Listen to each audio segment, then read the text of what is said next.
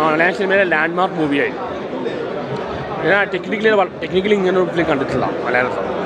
എനിക്ക് കമ്പയർ ചെയ്യാൻ പറ്റുന്ന ഒരു ഹിന്ദിയിൽ തുമ്പൻ എന്ന് പറഞ്ഞ സിനിമ ഇറങ്ങിയിട്ടുണ്ടായിരുന്നു. ആ ഒരു ലെവലിൽ എനിക്ക് ഫീൽ ചെയ്തത്. അവരുടെ കാര്യമൊന്നും പറയേണ്ട കാര്യമില്ല, അതൊക്കെ കോമഡിയാണ് നമുക്കറിയാം.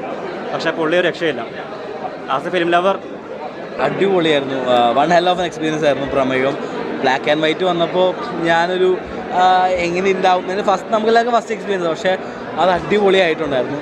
പിന്നെ പറയേണ്ടത് മേക്കിംഗ് മോശം. ഓരോ സ്ക്രീനിലെ ഡീറ്റെയിലിംഗ് വരെ പഴയ മന കാണിക്കുമ്പോഴായാലും എല്ലാം അടിപൊളിയാണ്. പിന്നെ പെർഫോമൻസ്, പക്ഷെ എൻ്റെ അമ്മോ, അവിടെ 5 ക്യാരക്ടേഴ്സ് ഉള്ളൂ. അർജുൻ അശോകൻ, സിദ്ധാർത്ഥ് ഭരതൻ, മമ്മൂക്കി, പിന്നെ 2 പേര്. എല്ലാവരും അർജുൻ അശോകൻ എനിക്ക് തോന്നുന്നു one of the career best performance തന്നെ വേണം പറയാം. മമ്മൂക്ക പിന്നെ ഈ 73-ാമത്തെ വയസ്സിൽ നമ്മൾ ആളെ കണ്ട് ആളുടെ എക്സ്പ്രഷൻസ്, ചിരി, മുഖത്ത് തന്നെ ഭാവങ്ങൾ, അതായത് ചേഞ്ച് ഓഫ് എല്ലാം അടിപൊളിയാണ്. വൺ ഹെൽ ഓഫ് എക്സ്പീരിയൻസ് ആണ്. മേക്കിംഗ് ആയാലും ഇതൊരു ഹൊറർ മൂവി ആയിട്ട് വേണം കാണുന്നത്. ഹൊറർ എലമെൻറ്റ്സ് ഉണ്ട്, പക്ഷേ ഇത് കുറച്ചുകൂടി എനിക്ക് കമ്പയർ ചെയ്യാൻ പറ്റുന്ന ഒരു ഹിന്ദിയിൽ തുമ്പൻ എന്ന് പറഞ്ഞ സിനിമ ഇറങ്ങിയിട്ടുണ്ടായിരുന്നു. ആ ഒരു ലെവലിൽ എനിക്ക് ഫീൽ ചെയ്തത്. ചാത്തന്മാരുടെ ഇതൊക്കെ, പക്ഷേ എല്ലാം കൊണ്ടും മേക്കിംഗ് വൈസ് അടിപൊളിയായിട്ടുണ്ട്. ഓരോ സീൻസും സൂപ്പറായിട്ടുണ്ട്. മലയാള സിനിമയ്ക്ക് ഇതൊരു വല്ലാത്ത എക്സ്പീരിയൻസ് ആയിരിക്കും. Don't miss it. പടം കഴിഞ്ഞിട്ടും ഒരു മ്യൂസിക് പ്ലേ ചെയ്യുന്നുണ്ട്. അപ്പോൾ ആ ക്രെഡിറ്റ്സ് കഴിഞ്ഞിട്ടേ പോകാവൂ. കാരണം അത് കാണുമ്പോൾ അറ്റ്മോസ്ഫിയർ കാണണം. ഒരു റിക്വസ്റ്റാണ്. കാരണം ഫുൾ ഇമ്പാക്റ്റ് കിട്ടണമെങ്കിൽ അറ്റ്മോസ്ഫിയർ തന്നെ കാണണം. എന്തായാലും വൺ ഹെൽ ഓഫ് എക്സ്പീരിയൻസ് ആണ്. പ്രമേയം ഒരു രക്ഷയില്ല.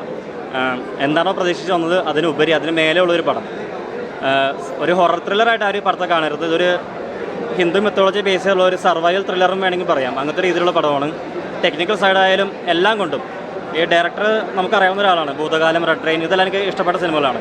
പുള്ളി ഓരോ പടം കഴിയുന്നതോറും ഇമ്പ്രൂവ് ആയിട്ട് വരികയാണ്. ഫിലിമിനെ വളരെ സീരിയസ് ആയി കാണുന്ന എല്ലാവർക്കും ഈ പടം ഇഷ്ടപ്പെടും. നമുക്കൊരു ബോളിവുഡിലെ തുമ്പട്, അതിനോടൊക്കെ നമുക്ക് പറയാവുന്നൊരു നമ്മുടെ ഒരു പടമാണ് മലയാളത്തിലെ ബ്രഹ്മയുഗം. വളരെ മികച്ചൊരു അനുഭവം. തിയേറ്റർ എക്സ്പീരിയൻസ് എല്ലാം ഒരു രക്ഷയില്ല. പെർഫോമൻസ് ആകെ 3-4 പേരുള്ള മെയിൻ ക്യാരക്ടറായിട്ട്. അതിൽ സിനിമയുടെ ഭൂരിഭാഗം 3 പേരേ ഉള്ളൂ. മമ്മൂട്ടി, സിദ്ധാർത്ഥ് ഭരതൻ, പിന്നെ അർജുൻ അശോകൻ.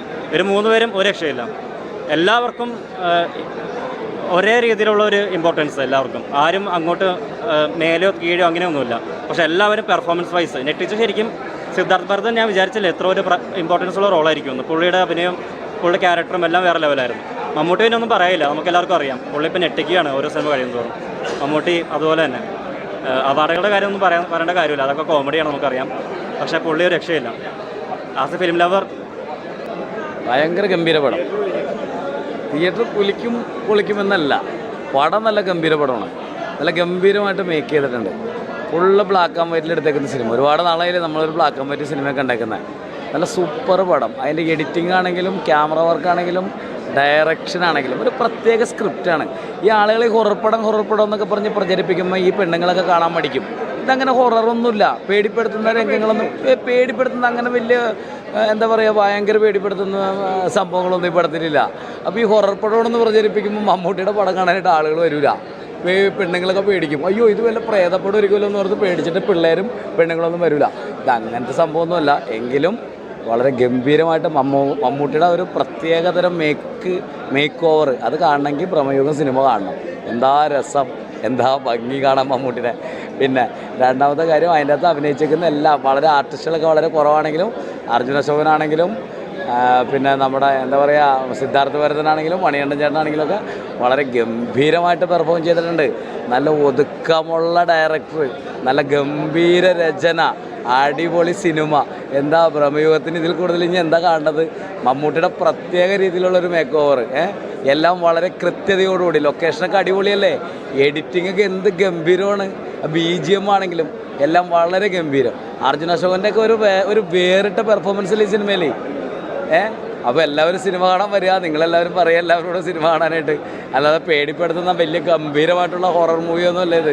അത്യാവശ്യം എല്ലാവർക്കും വന്നിരുന്ന നല്ല അച്ചടക്കത്തോടു കൂടി ഒച്ചപ്പാടും ബഹളമൊക്കെ ഇല്ലാതെ നല്ല രീതിയിൽ വന്ന് കണ്ട് പ്രകൃതി രമണീയമായിട്ടുള്ള പഴയ സംഭവങ്ങളൊക്കെ കണ്ട് ആസ്വദിച്ച് പോകാൻ പറ്റുന്ന ഒരു ഗംഭീര പടം ബ്രഹ്മയുഗം. എന്തായാലും നല്ലൊരു മൂവിയാണ്. ഇങ്ങനത്തെ സിനിമകൾ ഉണ്ടാകുന്ന വളരെ അപൂർവമാണ്. എല്ലാവരും തിയേറ്ററിൽ പോയി കാണണം. നല്ല തിയേറ്റർ എഫക്റ്റ് ആയിരിക്കും. വിഷ്വൽ എഫക്റ്റാണ്. ടെക്നിക്കലി സൂപ്പർബാണ്. ആർട്ടിസ്റ്റിക്കലി എസ്തെറ്റിക്കൽ നല്ലതാണ്. ഇങ്ങനത്തെ അർജുൻ അശോകൻ ആണ് കുറച്ചൊരു സ്ക്രീൻ സ്പേസ് ഉള്ളത്. പുള്ളി നന്നായി ചെയ്തിട്ടുണ്ട്. പുള്ളിക്ക് അവാർഡിൽ കിട്ടാൻ സാധ്യതയുണ്ട്. പിന്നെ മമ്മൂട്ടിയുടെ കുറച്ച് നെഗറ്റീവാണ്. പക്ഷേ പുള്ളിയുടെ കരിയറിൽ one of the best movies ആയിരിക്കും. പക്ഷേ മമ്മൂട്ടിയുടെ റോള് മോളെ ചേരും കുറച്ച് നന്നാവും എനിക്ക് തോന്നുന്നു. ഹൊറർ മൂവി എല്ലാ ജോണ്ടറും ഉണ്ട്. മമ്മൂട്ടിയുടെ സെലക്ഷൻ സ്ക്രിപ്റ്റ് ഉഗ്രനാണ്. എല്ലാ മൂവീസും ഉഗ്രനാണ്. പുള്ളിയുടെ കരിയർ ബെസ്റ്റ് ടൈമാണ്. പുള്ളിയുടെ എല്ലാം ഇത് അങ്ങനെ സ്ലോ ഒന്നല്ല, വാലിബോം പോലെ സ്ലോ ഒന്നല്ല. ഫസ്റ്റ് ഹാഫ് കുറച്ച് സ്ലോ ആയതുകൊണ്ട് സെക്കൻഡ് ഹാഫിലേക്ക് നന്നായിട്ട് പോകുന്നു.